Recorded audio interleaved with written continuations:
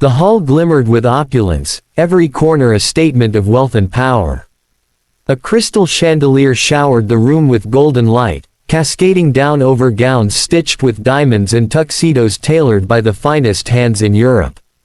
Journalists circled like bees, eager to capture the smiles, the deals, and the perfect image of success that floated in the air. At the center of it all stood Daniel Cross, the young CEO who had been hailed as the visionary of a generation. His sharp jawline, tall frame, and practiced smile made him the darling of magazines, investors, and gossip columns alike. On his arm was Isabella Moretti, elegant, serene, and radiant in a flowing silver gown that draped gently over her growing belly.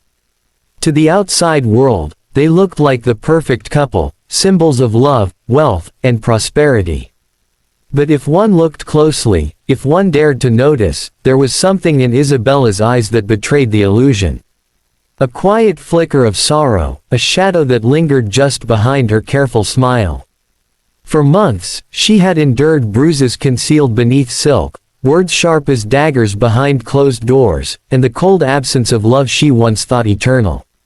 Yet, she had clung to hope, not for herself, but for the small heartbeat growing within her.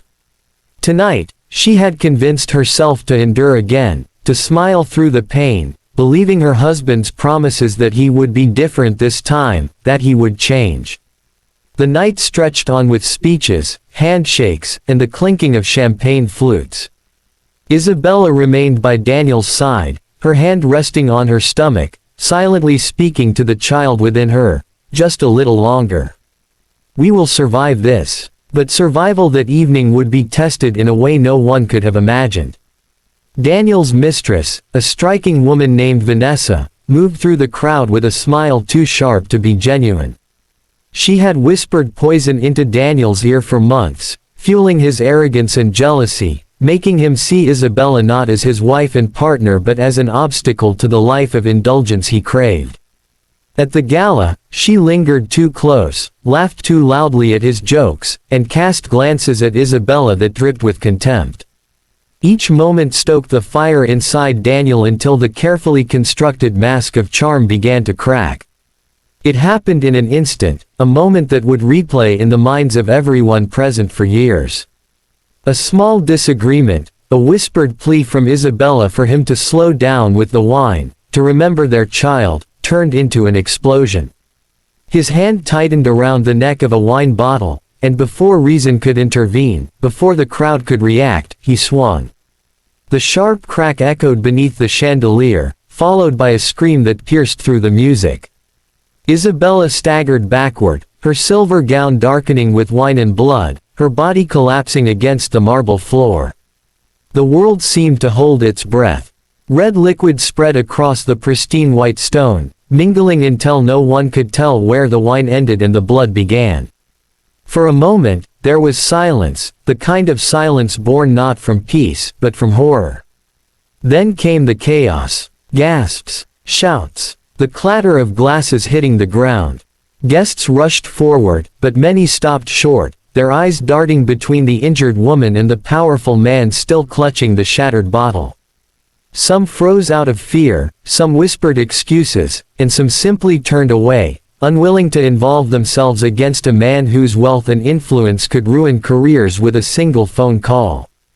Daniel's mistress stood still, her lips curling into the faintest smirk, a twisted satisfaction glinting in her eyes as though Isabella's fall was her triumph.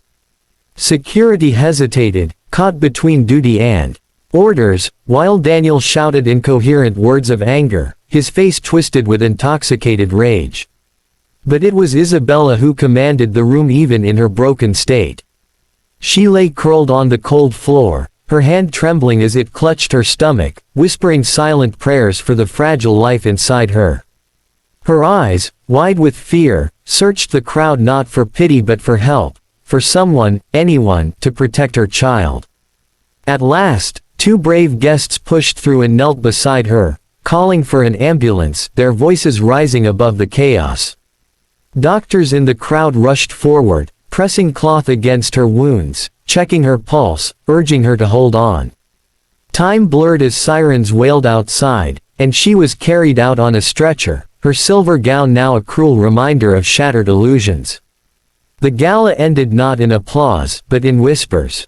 Whispers of disbelief, of fear, of scandal. Some pitied Isabella. Others shook their heads, convinced the matter would be buried like so many others in the world of the elite. But one thing was certain. No one who witnessed that moment would ever forget the sight of the woman who had once been the perfect picture of grace, lying broken on a floor stained red. At the hospital, doctors fought to stabilize her, their voices tense with urgency. Isabella drifted in and out of consciousness, her body weak, her mind clinging only to the sound of a faint but steady heartbeat on the monitor. Her child was alive. That thought became her anchor, her reason to hold on, even as pain threatened to pull her under. News of the incident spread quickly, though carefully controlled at first. Publicists scrambled, lawyers convened, and Daniel's team worked feverishly to bury the truth. But whispers could not contain the truth forever, and behind the scenes, a storm was already forming. That storm had a name: Giovanni Moretti. Isabella's father, a man whose face had graced the covers of Forbes for decades, whose empire spanned continents, and whose reputation carried both fear and admiration. When the call came, when he rushed to the hospital and saw his daughter pale and fragile, wires and tubes surrounding her, his heart broke in a way no empire could shield. The sight of her trembling hand resting on her stomach lit a fire in him stronger than any he had ever felt. His beloved daughter, the joy of his life, had been reduced to this by a man he had once welcomed into his family.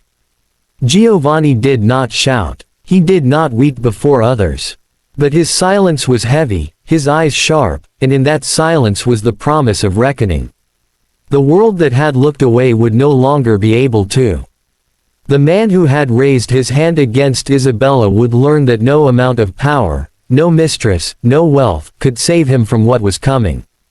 That night at the hospital, as machines beeped steadily and Isabella clung to life, the foundation of Daniel Cross's empire began to tremble. A father's love had been wounded, and in its place rose something unstoppable.